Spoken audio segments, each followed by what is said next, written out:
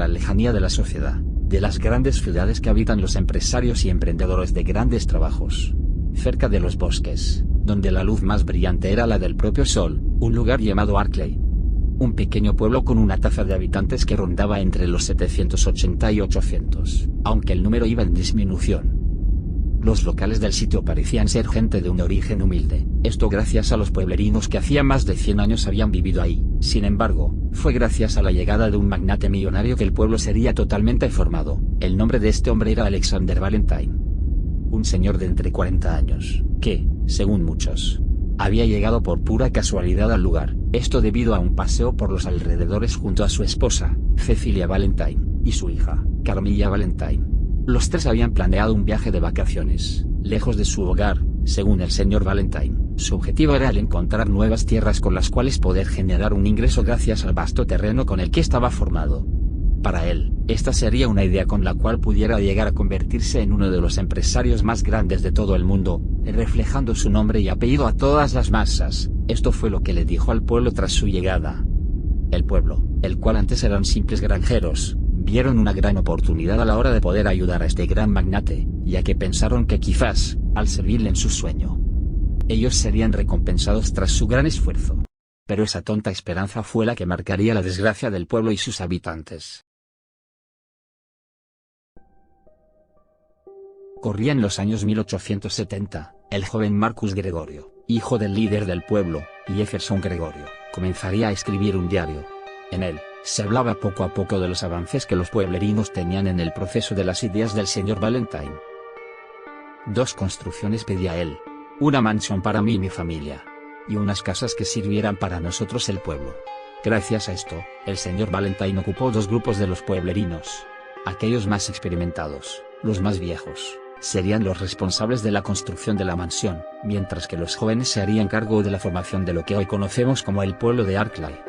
Antes de su llegada, todos vivíamos en chozas, eran tan pocas que incluso algunos tenían que dormir a la intemperie, por lo que ellos daban su esfuerzo por complacer al hombre que les dio la oportunidad de tener un mejor hogar. Fueron años de esfuerzo para que ambas obras estuvieran listas. Hubo una gran pérdida de vidas a lo largo de esos años. Muchos caían enfermos tras un arduo trabajo, otros simplemente desaparecían. Era como si el propio bosque se los llevara. Después de mucho, la historia del pueblo, sus orígenes y todo, se oía como una historia de esperanza y crecimiento, algo que podía inspirar a muchos a no rendirse y que daba una prueba de que los de alta clase podían ayudar a aquellos menos afortunados. 1894, ese sueño se fracturó cuando la gente supo del paradero de los desaparecidos y los cadáveres de los muertos. Fueron 150 muertos a lo largo de esos años, más los 78 desaparecidos.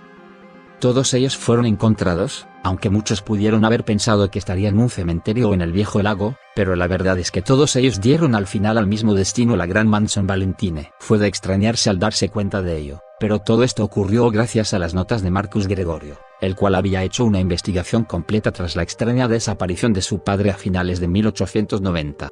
Fueron de 4 años donde el joven de 26 años descubrió una atrocidad que solo podía imaginarse en aquellos relatos de satánicos u ocultismo. 25 de diciembre de 1894, fue el año donde todos celebraban las fiestas santas, lo que hizo que Marcus se escabulliera y entrara a la gran mansión, aquel lugar donde solo entraban aquellos con el permiso del señor Valentine. Marcus, al buscar por todos lados, no encontró algo que pudiera decirle nada. Fue hasta llegar al sótano de la gran casa, lugar donde fallecieron 6 personas gracias a un derrumbe, donde Marcus encontraría a un extraño cadáver de un amigo. Este había desaparecido ya hace 3 años. Esto hizo a Marcus alerta de todo al pueblo. Todos estaban impactados por la noticia del chico, lo cual hizo que armaran una horda y fueran a las entradas del gran lugar. El señor Valentine, al ver la muchedumbre, preguntaría el porqué de sus acciones, a lo cual todos le llamarían asesino. Los pueblerinos entraron con furia al lugar solo para amarrar a los miembros de la familia. Sin embargo, solo pudieron con el padre, el cual fue el primero en caer.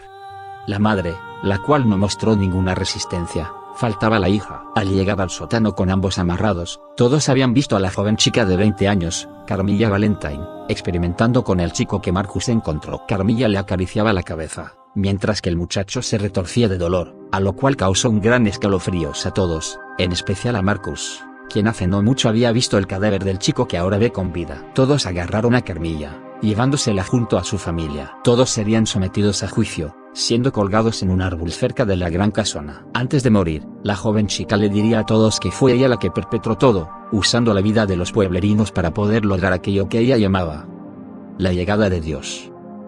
A punto de ser colgada a muerte, el cadáver del chico vuelve a reanimarse. Uno de los señores que lo custodiaba trataba de hablar con él, ya que este parecía no recordar quién era. El chico se abalanzó hacia el pobre hombre, y con una gran fuerza le muerde la yugular, haciendo que el viejo se desangre hasta morir. Todos al ver lo ocurrido tratan de controlar al reanimado chico, pero la fuerza de este parecía ser sobrehumana. Nadie podía controlarlo y poco a poco iba matando a uno por uno a quien se le acercase, usando sus uñas y manos, desgarrando la carne de aquellos que fueron sus amigos. Mientras que todo esto ocurría, la chica que colgaba en un árbol comenzaba a reírse a más no poder, orgullosa de ver todo lo que ella provocó. Esto enfureció al joven Gregorio, lo que hizo que tirara el barril que le hacía mantenerse con vida. Todos, al ver que controlar al chico le era imposible, optaron por matarlo. Uno de ellos lo apuñaló con un machete, mientras el otro le clavaba un rastrillo en el estómago. A todo esto, Gregorio vio como poco a poco la chica se estaba ahorcando, mientras que su familia lloraba al ver a su hija sufriendo.